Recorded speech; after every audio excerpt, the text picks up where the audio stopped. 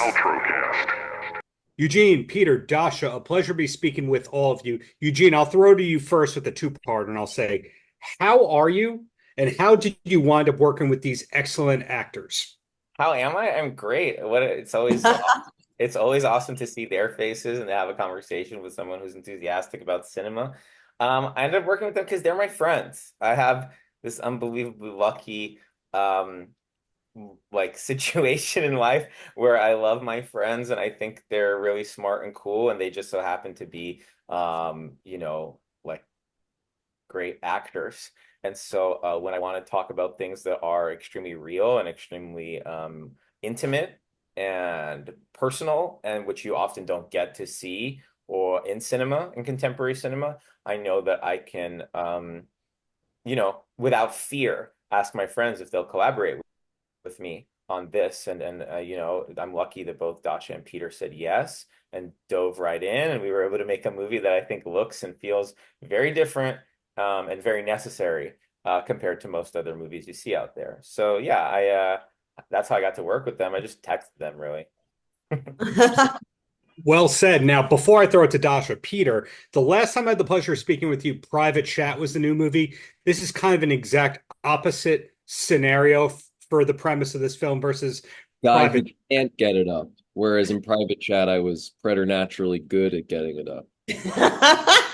Exactly. So you had mentioned in that interview that a lot of prep goes into your roles. You are a craft-oriented New Yorker. Now, how much prep was needed for the code? Oh, my prep was my friendship with Eugene and Dasha for this one. And that was all the prep I needed. I came into this one kind of last minute, which I find exciting because it actually prep is very beautiful, but there's a dark side to prep too that you can overanalyze. But with this, we had nothing to go on but instinct, which was an asset for this story and for this the filmmaking techniques that Eugene is using here. Wow. Okay, now Dasha, do the compliments keep coming from you to Eugene, or do you want to contradict anything that was said about friendship or the quality of the work? Ah, No, definitely not. Yeah, I love both Eugene and Peter dearly. Peter, as he mentioned, yeah, did come on like close to the beginning of production, but because we already knew each other, because we already had like a shared language, there wasn't much to bridge, or like we didn't have to do so much like world building interpersonally because we already had like a relationship and a rapport. There's no one else who could play this role the way Peter did. And he did an amazing job last second. And I think one of the keys, and Peter, you can comment on this, but one of the keys is that pretty early on, when I was getting script feedback and even all the way up until day one of the shoot, some people were encouraging me to foreground the fact that Peter's character, Jay, had been canceled. They said, we won't understand why he is sexually impotent or frustrated if we don't get that he's been canceled due to sexual impropriety and stuff. And I said, no, that's actually not the key. That's not how I want to present that. I want to present that after you've lived with inside of this relationship and we've been able to explore the frustrations and dead ends of this relationship. I then want to reveal that. And I think Peter, knowing that, like going into it, let him play it in a way that he unlocked very masterfully. And that I knew the film would reveal certain things about his characterization in an unexpected way. I think I talked to you about this, Peter, like how kind of in Dog Day Afternoon you find out Al Pacino's like secret motivation for why he's robbing the bank. But for the first 30 minutes, you're just seeing him being a bumbling, stumbling fool as he's robbing the bank. And you think, oh, he's not a professional. Why is he doing this? And you find why he's doing this, and it adds a totally different dimension to it. But it's not like the key to the movie or anything. It doesn't become like the raison d'etre for the film. And similarly, I don't think your character being canceled is the raison d'etre for the film, but it is adds a dimension to everything that's going on. So, Peter, to confirm, you're not canceled. It's just a character. just the character. Okay. Yeah. No, to rudely interrupt you, Eugene, Dasha, in playing somebody who's a documentarian, do you go, hey, I got to ask the filmmaker what to do? Or is it just such a great script and you were given such leeway, you didn't have to say, Eugene, what's my motivation here? I think maybe there were moments where, no, I think my character's motivations were pretty clear. I did struggle with some of the camera operating, which is why the 360 camera was my favorite to operate because we just strapped it on me, and then I could almost like a theater actor just like exist in the scene. Mhm. And a lot of the like other cameras we filmed on also made it like easy, yeah, to like exist in the world of the movie. So, you know, the complexity of it, or at least the fun of it for me, is that the actors are the filmmakers. The characters are the ones making the film that you're watching. And so I think one of the questions in the film, right, is like, who is the editor behind what you're watching, right? And who is in control of the narrative? And then, you know, one of the big questions, that's a question for the audience, right? And one of the questions for the actors is, you know, Jay being like, what's this film about? Like, why are you filming this about my relationship? And Dasha's character, what's so nice and very chaotic and like appealing and intriguing about her is that she constantly redefines what the movie's about, right? She says, oh, this is about COVID.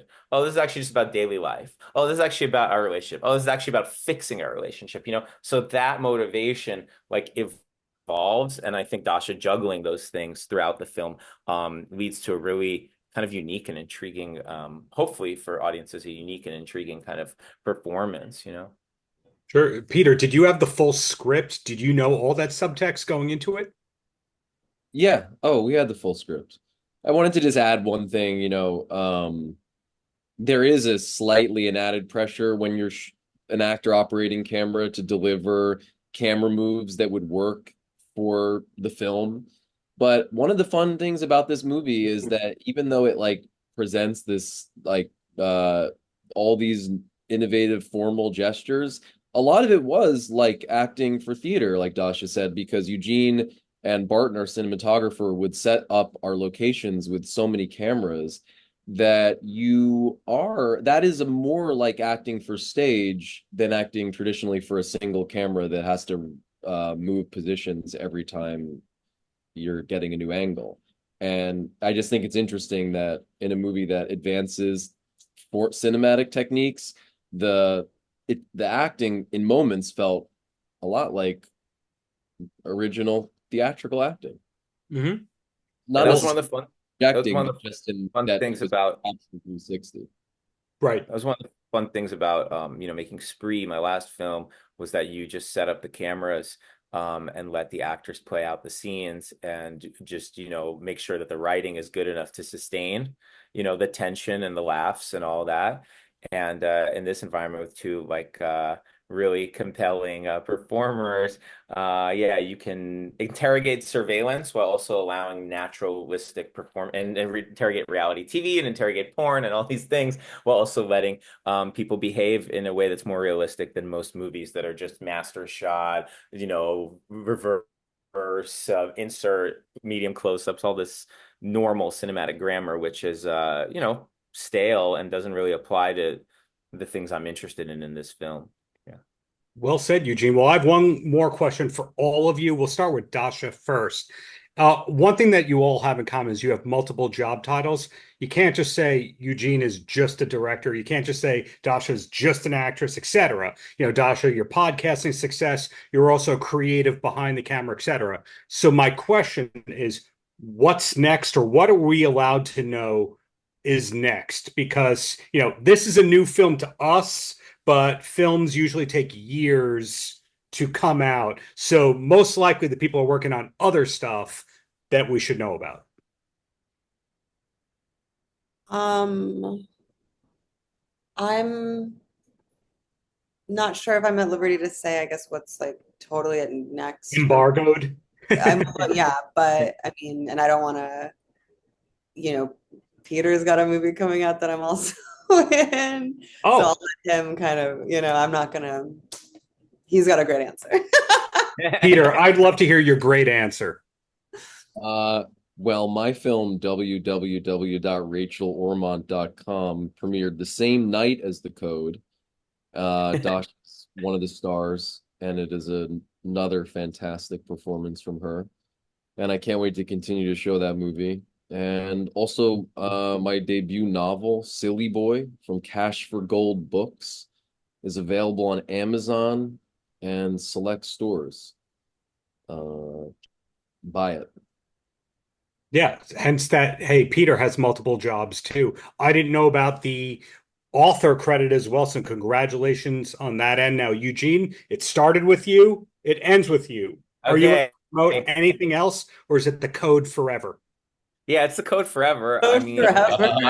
I would just say if someone sees this film and likes it, they should just watch my past films because I think it's a synthesis of a lot of things I was trying out, and Spree and Wobble Palace and all the way back to Zeros and Ones. And if you can't find it at a theater near you, prep by watching all the old films because they're new. I think all my old films are new to most people. So in that way, that's what's new. But I just look forward to everything coming up. There's a lot of fun stuff I think out there from they'll be out there from Dasha and Peter, and I'm just grinding, man.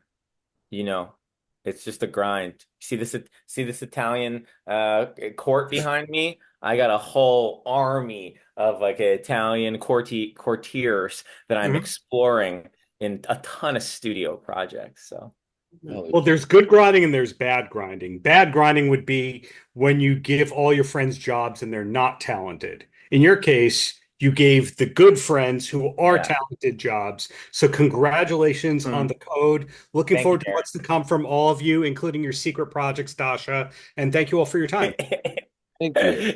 Thank you so much, Darren.